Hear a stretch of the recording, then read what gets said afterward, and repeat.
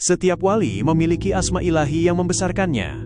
Mengapa para wali berbeda karakter spiritualnya? Ibn Arabi menjelaskan rahasia pewarisan asma dan kedudukan insan kamil. Assalamualaikum warahmatullahi wabarakatuh. Brothers and sisters, artikel Asmaul Husna dan Maqam Manusia. Setiap wali mewarisi satu nama. Setelah membangun prinsip ontologis dari asma dalam artikel pertama, Ibn Arabi dalam bab 558 bergerak ke dimensi yang lebih dekat dengan manusia, yaitu hubungan antara asma ilahi dan makam para wali. Inilah aspek yang paling langsung relevan dengan perjalanan spiritual, dan yang paling jarang dibicarakan secara mendalam. Setiap wali berada di bawah naungan satu asma. Ibn Arabi menetapkan bahwa setiap wali yang mencapai makam hakiki dalam perjalanan spiritualnya, melakukannya dalam naungan satu asma ilahi yang dominan. Asma ini bukan yang ia pilih, melainkan yang sudah ditetapkan baginya melalui ain thabitahnya. Inilah mengapa para wali berbeda-beda dalam karakter spiritual mereka, meskipun semuanya menuju satu Allah. Kullu waliyun lahu ismun ilahiyun yurabbihi wa yunshi'uhu wa yukmiluhu, faman kana tahta tarbiyatil ismil qahari, fala budda an yuzhara fihi atharul qahri ala nafsihi wa ala man hawlah. Wa man kana tahta tarbiyatil ismil latif, zaharat fihi al-latafatu wa diqqatul muamalah. Setiap wali memiliki asma ilahi yang membesarkannya, membentuknya, dan menyempurnakannya.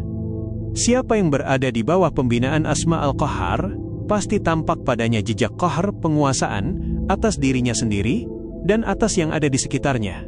Siapa yang berada di bawah pembinaan asma al-latif, tampak padanya kelembutan dan kehalusan dalam pergaulan.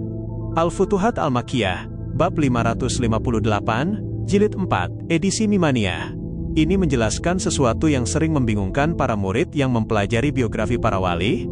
Mengapa ada wali yang sangat keras dan tegas, sementara yang lain sangat lembut dan penuh kasih? Mengapa ada wali yang menarik murid dengan keindahan, dan ada yang mendidik murid dengan ujian yang berat? Bukan karena salah satu lebih baik dari yang lain, melainkan karena mereka masing-masing berada di bawah naungan asma yang berbeda. Dan asma itulah yang menentukan karakter spiritual dan metode tarbiyah mereka. Asma al-Jami'ah dan Asma al-Mufradah. Ibn Arabi membagi asma ilahi dalam konteks ini ke dalam dua kategori. Pertama, Asma al-Jami'ah, asma yang merangkum banyak asma lain di bawahnya. Yang paling tinggi dalam kategori ini adalah Allah. Ini bukan sekadar nama, melainkan Asma al-Jami'ah yang paling sempurna, yang mencakup seluruh asma lain tanpa terkecuali. Di bawahnya ada Al-Rahman yang merangkum asma kasih sayang, Al-Rabb yang merangkum asma pemeliharaan, Al-Malik yang merangkum asma kekuasaan. Kedua, Asma al-Mufradah, asma yang memiliki fungsi spesifik dan tunggal, seperti Al-Muhyi, Al-Mu'mit, Al-Basit, Al-Qabid, Al-Mu'iz, Al-Mudil. Wali yang berada di bawah naungan Asma al-Jami'ah akan memiliki karakter spiritual yang lebih merangkum dan universal. Ia bisa berhubungan dengan semua jenis manusia, semua kondisi, semua makam. Wali yang berada di bawah naungan Asma Mufradah akan sangat menonjol dalam satu aspek spiritual tertentu. Kemampuannya dalam satu dimensi mungkin melampaui wali yang lebih umum, tapi jangkauannya lebih terbatas. Insan kamil, mazhar seluruh asma sekaligus. Dari pembedaan ini, Ibn Arabi sampai pada puncak argumennya dalam bab 558 tentang insan kamil.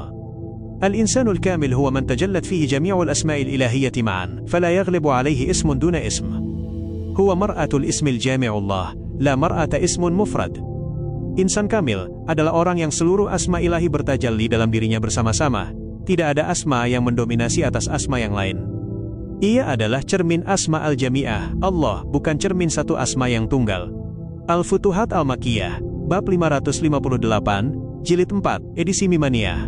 Dan kemudian Ibn Arabi menambahkan pernyataan yang paling dalam seluruh bab 558 ini, pernyataan yang menghubungkan asma kembali kepada pertanyaan pertama tentang tujuan penciptaan. Laula al-insanul kamilu lam ta'rif al-asma'ul ilahiyyatu anfusuha, li'annahu al-mar'atu allati fiha yara al-haqqa wajhu. Fal-asma'ul ilahiyyatu talabul insanul kamilu talabul mar'ati li sahibiha. Andai tidak ada insan kamil, asma ilahi tidak akan mengenal dirinya sendiri, karena ia adalah cermin tempat al-haq menyaksikan wajahnya. Maka asma ilahi menuntut insan kamil sebagaimana cermin menuntut yang punya cermin. Al-Futuhat Al-Makkiyah, bab 558, jilid 4, edisi Mimaniyah. Asma ilahi menuntut insan kamil. Artinya, asma tidak bisa berfungsi secara penuh dalam alam, tanpa ada satu makhluk yang mampu menjadi cermin bagi seluruhnya sekaligus. Setiap makhluk lain hanya mencerminkan sebagian. Batu mencerminkan satu atau dua asma, hewan mencerminkan beberapa. Manusia biasa mencerminkan lebih banyak, tapi hanya insan kamil yang mencerminkan seluruhnya. Dan karena itulah kehadirannya bukan sekadar pencapaian spiritual pribadi, melainkan kebutuhan kosmis dari seluruh sistem asma ilahi itu sendiri. Analogi sederhana. Asma seperti warna-warna pelangi. Setiap wali adalah satu warna dominan yang kuat. Insan kamil adalah pelangi penuh yang merangkum semua warna sekaligus.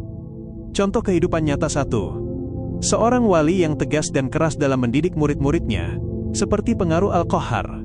Ia membimbing dengan ujian berat agar murid membersihkan ego.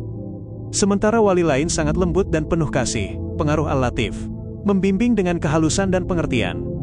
Contoh kehidupan nyata 2. Seorang pemimpin spiritual yang universal, bisa bergaul dengan semua kalangan dan makam. Pengaruh Asma Al-Jami'ah seperti Ar-Rahman atau Ar-Rabb. Ia menjadi tempat berteduh bagi berbagai tipe orang. Hikmah mendalam. Perbedaan makam wali bukan persaingan, melainkan kekayaan rahmat Allah. Setiap asma memiliki peran kosmis, dan kita diajak menghargai keragaman itu sebagai bagian dari keindahan tajalli ilahi. Kesimpulan besar. Setiap wali mewarisi satu asma yang membentuk makamnya, sementara insan kamil menjadi cermin sempurna bagi seluruh asma.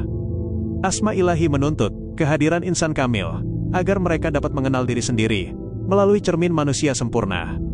Ini menunjukkan bahwa perjalanan spiritual bukan hanya pencapaian pribadi, melainkan pemenuhan kebutuhan kosmis dari seluruh nama-nama Allah.